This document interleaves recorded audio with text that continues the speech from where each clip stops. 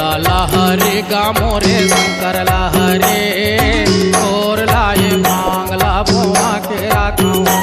अरे भोला लहरी गा मोरे शंकर लहरी और लाए भांगला भोमा के राखो। मोरे भोला लहरे गा मोरे शंकर लहरे और लाए मांगला भोमा के राखो।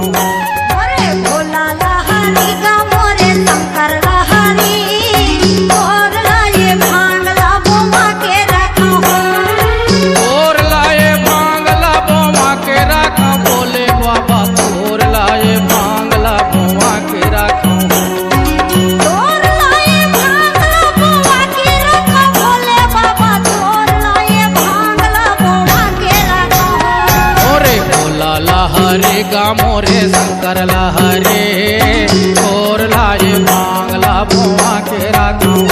अरे भोला लहरी गा मोरे शंकर लहरी और लाए भांगला भोमा के राखो।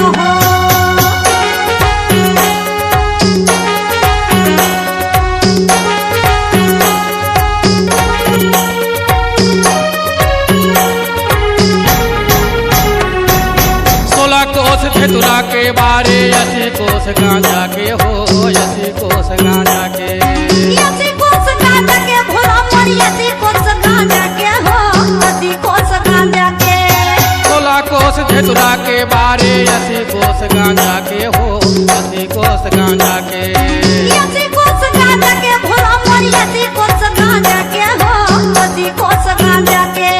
भोला लहरे गा मोरे शंकर लहरे और लाए मांगला भोमा के राखो। अरे भोला लहरी गा मोरे शंकर लहरी और लाए भांगला भोमा के राखो।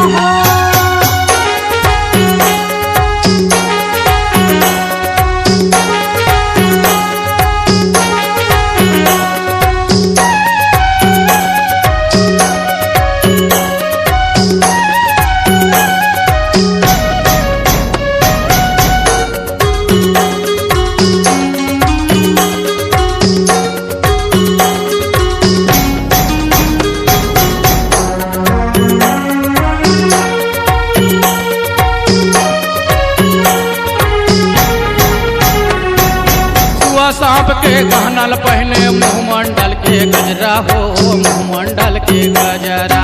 मुहमंडल के गजरा भोला मोर मुहमंडल के गजरा हो मुहमंडल के गजरा। ये सुआ सांप के गहनल पहने मुँह मंडल के गजरा हो मुँह मंडल के गजरा। मुहमंडल के गजरा भोला मोर मुहमंडल के गजरा हो मुहमंडल के गजरा। मोरे भोला लहरे गा मोरे शंकर लहरे और लाए मांगला भोमा के राखो। अरे भोला लहरी गा मोरे शंकर लहरी और लाए भांगला भोमा के राखो।